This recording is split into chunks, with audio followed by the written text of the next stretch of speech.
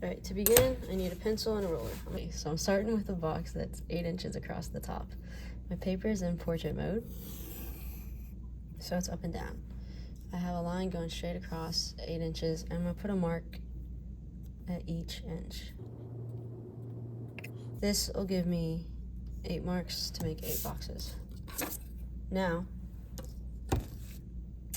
on the side of each one, I want to mark it 2.5. Here, and I'm actually going to mark each 1/2 inch.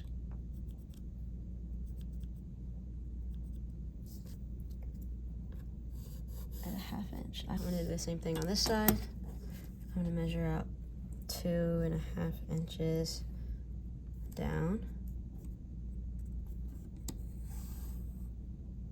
Mark each 1/2 inch. So at 1/2 inch, 1 inch, 1.5, 2, and then it ends at 2.5. Now I can bring these together, make these lines meet. How am I perfect? 8 inches across box. And then once again, I'll mark each inch. Now I'm gonna connect, it's like connect the dots. I'm gonna connect each line, each dot that's across from each other together to make a line.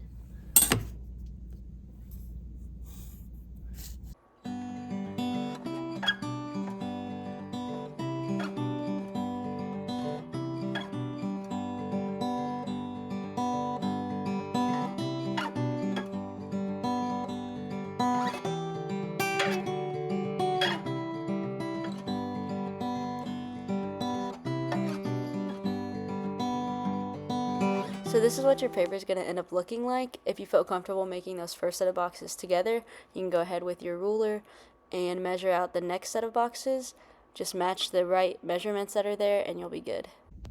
Alright, our next section is going to be only 7.5 across.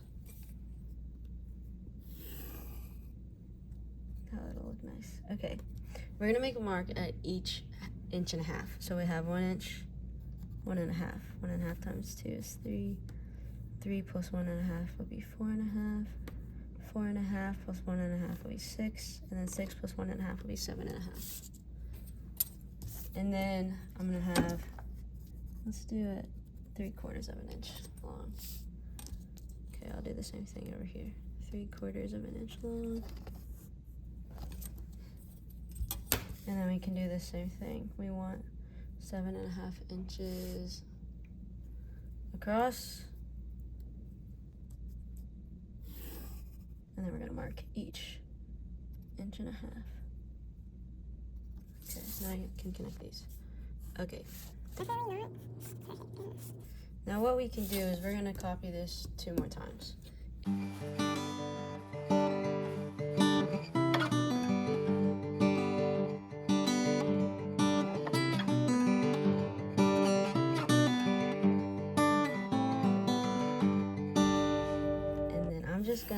I'm just gonna line up my ruler and bring these lines down. You don't even have to. Let's just estimate. See, we're just lining these up. We're bringing these down. Okay, so do that one more time. Okay, now that I have these 2 first sections done, we're gonna work on our last section. Our last section is gonna be 6 inches from the bottom. It's gonna be 6 inches tall. So I line up my ruler with the bottom of my paper at 6, and then I mark where the top is. Now I'm going to make a mark at every 2 inches. So 2 and 4. Now I'm gonna do that on my left side. I'm gonna measure from the bottom. 1, 2, 3, 4, 5, 6 inches from the bottom here. And I'm gonna mark every 2 inches. So I'll put a mark at 2, and I'm gonna put a mark at 4. Now, I'm gonna bring these lines together. I'm gonna start with the top. We're gonna bring these together. This paper was cut crooked. That's all I'm gonna say. So if you see that my lines are crooked, it's because the paper's crooked. Okay, now I'm gonna mark at every 3 inches here. And then I have 9, so every 3 inches, we're gonna mark at 3. We're gonna mark at 6. We're gonna do that with the bottom, and then we're gonna do just like we did before. We're gonna bring these across, and then we're gonna bring these down once I make my bottom marks, because I like it nice and precise. Once again, you don't have to be this precise, but it's good practice.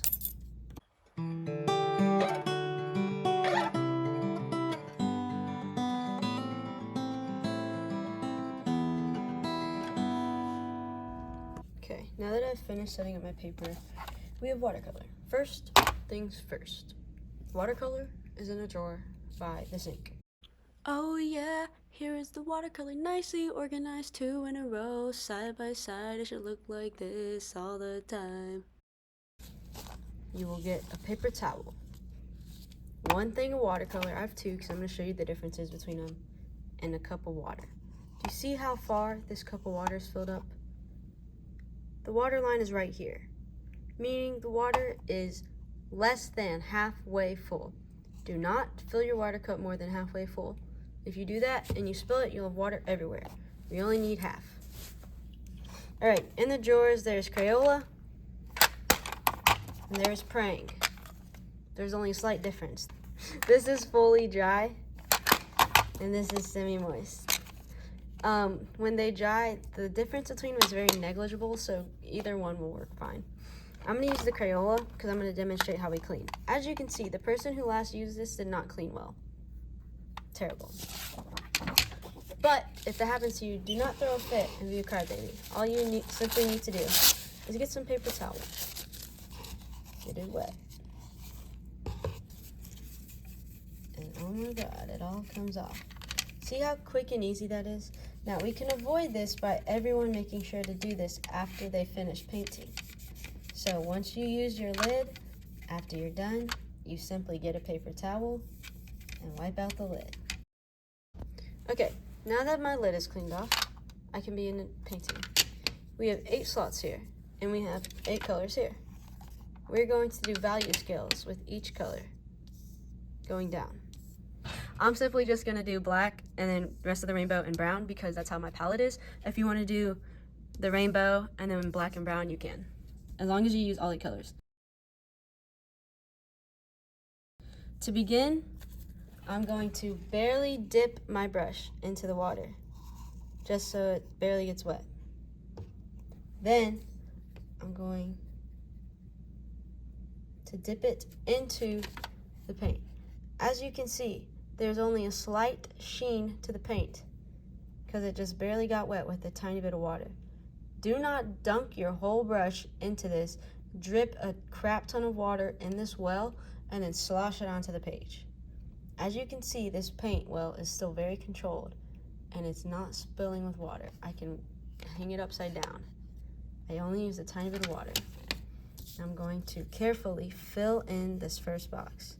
Now when we paint, you want to take the tip of your brush and have it go to whatever line you're trying to make. If I do this by trying to get it straight, as you can see, as I go down, the body of the brush kind of pulls and it makes it, it's harder to get clean lines. But if you use the tip of your brush to meet the edges, you're gonna always get a nice clean edge here. So I'm rotating my paper so that I can get a nice clean edge. Once you get your outline finished, you no longer have to just use the tip of your brush. You'll want to actually use the side of your brush to fill in larger areas, using a circular motion similar to how we shade with pencil. As I go down, I'm going to get this lighter. With watercolor, as you may or may not know, to get a color lighter, you add more water. So I'm simply going to take my black here. I'm going to wipe a little bit of it off on my paper towel, and I'm going to do I'm going to dip just the tiny bit of the tip of the brush into my water, and this color here I'm going to put on here. Now it's a little light, so one thing we can do is watercolor gets darker as you layer it. So as I'm doing more passes with my brush, it's darkening that. I think I'm just gonna go ahead, just get a tiny bit more paint here onto that brush. Yep, and I'm gonna fill this in. Now it doesn't have to be perfect. One thing you do want to be careful about is it's gonna bleed. So I'm carefully not purposely going all the way to this edge here, because once they touch, it'll the colors will bleed. I don't know if you can see, but as I go over each part more and more, it's darkening up the section. One thing you also want to be careful about, the amount of water you use. This paper's thin. We are a public school, so use too much water, your whole paper's gonna rip. Once again, to get this lighter, I'm just gonna barely dip this into the water cup. I can put it on the side instead of using my paper towel, like run the brush on the side of my cup here. And then that adds more water to my brush, which lightens the color. Yeah, I probably should use the paper towel. So we're gonna do this for all the colors, the same process. Start with a tiny, tiny bit of color on your brush. Dip it into the paint. And then as you progress down each column, you'll add more water to your brush. These two are pretty similar right now, so I'm gonna actually darken my second one a little bit. I got a little more paint on my brush. All right, I'm gonna finish this one out. The next ones we're gonna do, I'm just gonna do it on time lapse. And hopefully you get the gist by now of how to do this. As we get lighter, we get a little more water on our brush, which lightens the color.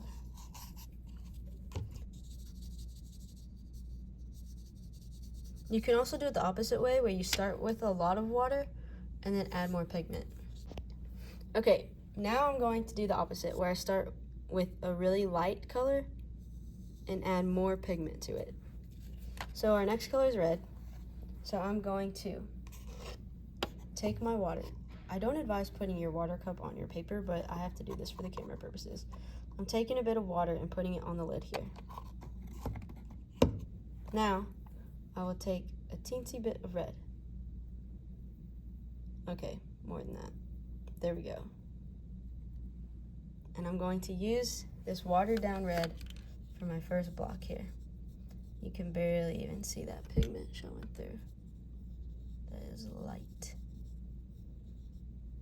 Now what I'm going to do is I'm going to get one more swipe of red. That was a lot. Mix it in. I'm going to get some of that water off by using the side of my palette here. And I'm going to do my next block. I'm going to actually take some of this red that I discarded, mix it in, and get a tiny bit more. So as I'm going up, I'm just going to add a little bit more red. I don't know if you saw, but these two boxes have mixed. They're touching.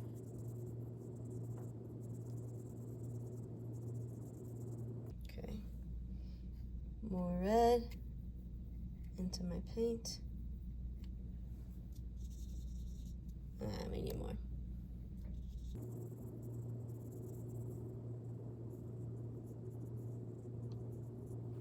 I'm gonna take a little bit of the water off. I'm just gonna dip straight into it with a barely damp brush. And this will give us a nice dark shade of red. If you've watched this part, whichever method you like doing the best, going from dark to light or light to dark, use that to fill up the rest of these with the rest of the colors here. That's probably all you'll get to today.